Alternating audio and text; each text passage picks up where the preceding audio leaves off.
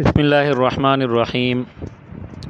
دروس البلاغہ کا سبق ہے والتعقید ان یکون الکلام خفی الدلالة علی المعنى المراد والخفاء اما من جهة اللفظ بسبب تقدیم او تأخیر او فصل ويسمى تعقیدا لفظیا كقول المتنبی جفخت وهم لا يجفخون بها بهم شیام على الحسب الأغر دلائل فإن تقدیرہ جفخت بهم شیام دلائل على الحسب الأغر وهم لا يجفخون بها وإما من جهة المعنى بسبب استعمال مجازات وكنايات لا يفهم المراد بها ويسمى تعقيدا معنويا نحو قولك نشر الملك ألسنته في المدينة مريدا جواسيسه والصواب نشر عيونه وقوله سأطلب بعد الدار عنكم لتقربوا وتسكب عيناي الدموع لتجمدا۔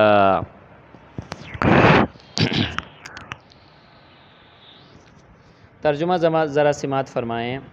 والتعقید اور تعقید ان یکون الکلام یہ ہے کہ کلام ہو خفی الدلالتی خفی الدلالہ علی المعنی المرادی معنی مرادی پر، کلمہ کا معنی مرادی پر خفی الدلالہ ہونا تعقید کہلاتا ہے۔ اچھا، والخفاء اما من جہت اللفظ، اور یہ کلام کا جو خفی الدلالہ ہونا ہے، جو خفا ہے، یا تو یہ لفظ کی جہت سے ہوگا باعتبار تقدیم او تاخیر، تقدیم اور تاخیر کے اعتبار سے، او فصل یا فصل کے اعتبار سے، ویسمى تعقیدا لفظیا، اور اس کو تعقید لفظی کہا جاتا ہے، كقول المتنبی، جیسا کہ متنبی کا یہ قول، جفخت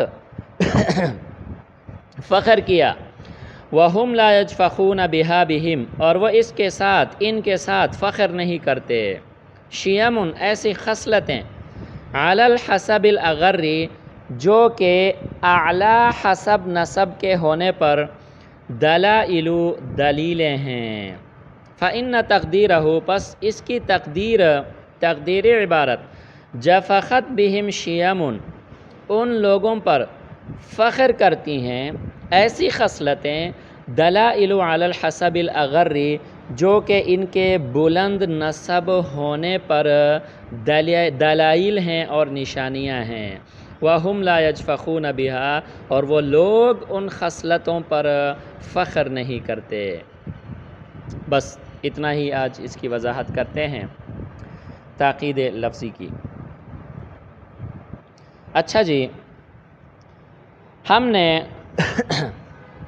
فصاحت کلام میں پڑھا تھا کہ کلام جب تین عیوب سے پاک ہو تو وہ کلام فصیح کہلاتا ہے، اور جو کلام فصیح ہو ہم اس کے اوپر جو ہے نا وہ فصاحت کلام کا حکم لگاتے ہیں۔ ان عیوب میں سے ایک عیب تھا تنافر الکلمات مجتمعاتاً، دوسرا عیب تھا ضعف تالیف، اور تیسرا عیب تھا تعقید۔ آج ہم اس تیسرے عیب یعنی تعقید کو کیا کریں گے؟ بیان کریں گے۔ اچھا بیٹا، تعقید کا لفظی معنی ہے گیرا لگانا۔ تعقید کا لفظی معنی کیا ہے بیٹا؟ گیرا لگانا۔ عقد بھی اسی سے ہے، اور عقد سے ہے، یہ عقد اس سے نہیں ہے، عقد سے ہے۔ عقد کا مطلب ہوتا ہے گیرا لگانا، گیرا لگا کر کسی چیز کو کیا کرنا؟ مضبوط کرنا۔ اور عقیدہ بھی اسی سے ہے۔ عقیدہ بھی اس کو اس لیے کہا جاتا ہے کہ انسان اپنے دل میں اس کا کیا کرتا ہے؟ گیرا لگاتا ہے، اس کو گانٹھ لگا کر اس کو مضبوط کر کے اپنے دل میں رکھتا ہے۔ عقیدہ بھی اس لیے کہا جاتا ہے۔ تو یہ تعقید بھی بیٹا اسی عقد سے ہے۔ سمجھ میں آ گئی کہ نہیں آئی؟ دیکھیں، اگر کسی چیز کو گیرا لگایا جائے وہ الجھ جاتا ہے، پیچیدہ ہو جاتا ہے، پیچیدہ ہو جاتا ہے۔ سمجھ میں آ گئی کہ نہیں آئی؟ تو یہاں تعقید کا جو لفظی معنی ہے پیچیدگی، آسان الفاظ میں نے آپ کو بتا دیا۔ تعقید کا لفظی معنی کیا ہے بیٹا؟ پیچیدہ ہونا، الجھا ہوا ہونا۔ سمجھ میں آئی کہ نہیں آئی؟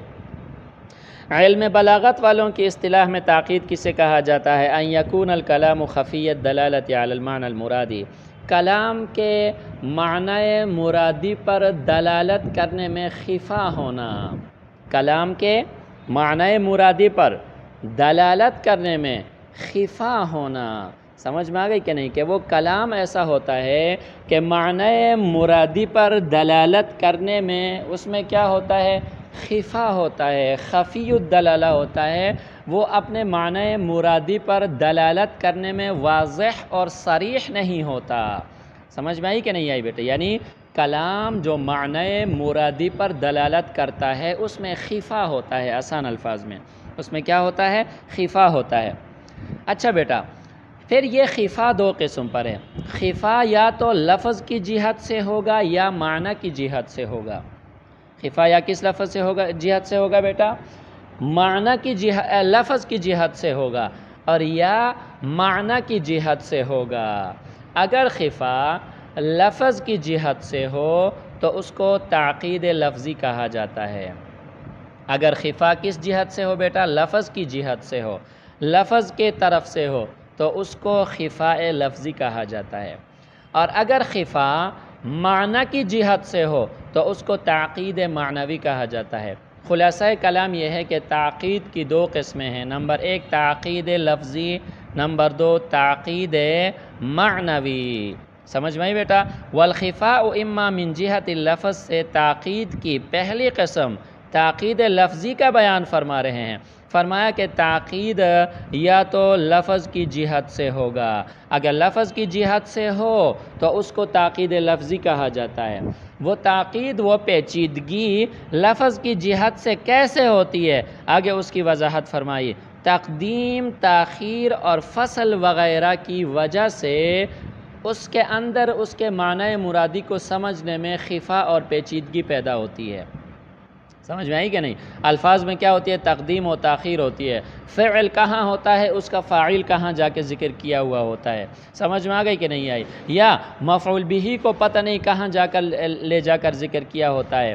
سمجھ میں آ گئی کہ تقدیم و تاخیر، تقدیم و تاخیر اس طرح ہوتی ہے کہ مثال کے طور پر متعلق کو پہلے بیان کیا ہوا ہوتا ہے اور اس کے فعل کو بعد میں لا کر ذکر کیا ہوتا ہے۔ سمجھ میں آ گئی کہ نہیں؟ اب یہ تقدیم و تاخیر ہے۔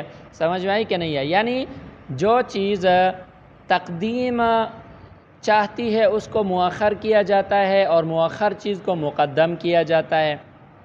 سمجھ میں آئی کہ نہیں؟ او فصل، یا درمیان میں فاصلہ آ جاتا ہے۔ فاصلہ کی مثال یہ ہے کہ فعل ایک جگہ پر ہے اور اس کا فاعل آگے جا کر کسی اور جگہ میں بیان کیا گیا ہے۔ سمجھ میں آ گئی کہ نہیں؟ یا موصوف ایک جگہ پر ہے، اس کے موصوف اور صفت کے درمیان میں جو نا الفاظ کا کیا ہوتا ہے؟ فاصلہ ہوتا ہے۔ خلاصہ کلام یہ ہے کہ تعقید لفظی کہا جاتا ہے اس خفا کو جو لفظ کی طرف سے ہو، اس خفا کو جو لفظ کی طرف سے ہو، اور یہ تقدیم و تاخیر اور فصل کی وجہ سے یہ خفا ہوتا ہے اور یہ تاقید ہوتی ہے۔ سمجھ میں آئی بیٹا؟ ویسمى تاقید اللفظی، اس کو تاقید لفظی کہا جاتا ہے۔ کا قول المتنبی، جیسے متنبی کا ایک قول۔ دیکھیں اردو میں بھی ہم اس کا ترجمہ کرتے ہیں تو معنی سمجھ میں نہیں آتا۔ اردو میں بھی جب ہم اس کا اسی طرح ترجمہ کرتے ہیں جس طرح یہ لکھا ہوا ہے تو سمجھ میں نہیں آتا۔ دیکھیں ذرا، جفخت فخر کرتی ہے، فخر کیا، سمجھ میں آگے کہ نہیں؟ وَهُمْ لَا يَجْفَخُونَ، اور وہ فخر نہیں کرتے، بہا اس کے ساتھ، بہم ان کے ساتھ۔ ترجمہ کچھ سمجھ میں آ رہا ہے؟ کچھ سمجھ میں نہیں آ رہا ہے۔ شیام، شیام یہ خصلتوں کو کہا جاتا ہے۔ سمجھ میں آ گئی کہ نہیں؟ شیام ایسی خصلتیں، علی الحسب الاغری جو کہ بلند حسب و نسب پر، دلائل دلیل ہیں، دلالت کرنے والی ہیں۔ سمجھ میں آ گئی کہ نہیں آئی؟ اب دیکھیں یہ اصل میں یہ عبارت کس طرح ہونی چاہیے؟ جفخت بہم شیامون، جفخت بہم شیامون۔ اب دیکھیں جفخت فعل ہے اور بہم اس کے ساتھ متعلق ہے، درمیان میں وہم لا یجفخون بہا کا فاصلہ ہے، تو فصل آیا درمیان میں کہ نہیں آیا؟ فصل آ گیا۔ سمجھ میں آئی بیٹا؟ اب دیکھیں جفخت بہم شیامون، شیامون دلائل۔ اب دیکھیں جفخت بہم کے بعد شیامون ہے، سمجھ میں آ گئی کہ نہیں آئی؟ اب یہاں شیامون سے جو ہے نا بہا کو مقدم کیا گیا ہے تو تقدیم و تاخیر بہا کو مقدم کیا گیا ہے اوپر شعر میں۔ اب دیکھیں نیچے دیکھیں جفخت بہم شیامون، سمجھ میں آ گئی کہ نہیں آئی؟ اور اوپر جفخت وہم لا یجفخون بہا بہم، سمجھ میں آئی؟ اب وہم لا یجفخون کو بھی مقدم کیا گیا ہے سمجھ میں آئی؟ شیامون پر وہم لا یجفخون بہا، اس پورے عبارت کو شیامون پر کیا کیا گیا ہے؟ مقدم کیا گیا ہے، حالانکہ اس کو سب سے آخر میں آنا چاہیے، مؤخر ہونا چاہیے۔ اسی طرح آگے دیکھیں، شیامون موصوف ہے، دلائل اس کی صفت ہے۔ اوپر شعر میں دیکھیں اس کے اور اس کے صفت کے درمیان میں علی الحسب الاغری کا کیا ہے بیٹا؟ فاصلہ موجود ہے۔ سمجھ میں آئی کہ نہیں آئی؟ اب دیکھیں دوبارہ، جفخت بہم شیامون، ان لوگوں پر ایسی خصلتیں، ان لوگوں پر ایسی خصلتوں نے فخر کیا ہے، ان لوگوں پر ایسی خصلتوں نے کیا کیا ہے؟ فخر کیا ہے۔ جفخ یجفخ کا مطلب ہوتا ہے فخر کرنا، ناز کرنا۔ جفخت بہم شیامون، وہ ایسے عظیم لوگ ہیں کہ ان لوگوں پر خصلتیں، کون سی خصلتیں فخر کرتی ہیں؟ ایسی خصلتیں دلائل علی الحسب الاغری، جو ان کے بلند حسب نسب والے ہونے پر دلائل ہیں، نشانیاں ہیں۔ حالانکہ آگے واو حالیہ ہے، وَهُمْ لَا يَجْفَخُونَ بِهَا، حالانکہ وہ لوگ ان خصلتوں پر فخر نہیں کرتے، وہ لوگ ان خصلتوں پر فخر نہیں کرتے کہ ہمارے اندر بہادری کی خصلت ہے، ہمارے اندر جو ہے نا وہ مہمان نوازی کی خصلت ہے، ہمارے اندر سخاوت کی خصلت ہے، ہمارے اندر اچھے اخلاق والے ہونے کی خصلت ہے۔ لوگ تو خصلتوں پر فخر کرتے ہیں، لیکن میں جن لوگوں کی تعریف بیان کرتا ہوں وہ ایسے عظیم لوگ ہیں کہ گویا کہ خصلتیں ان کے اوپر فخر کرتی ہیں۔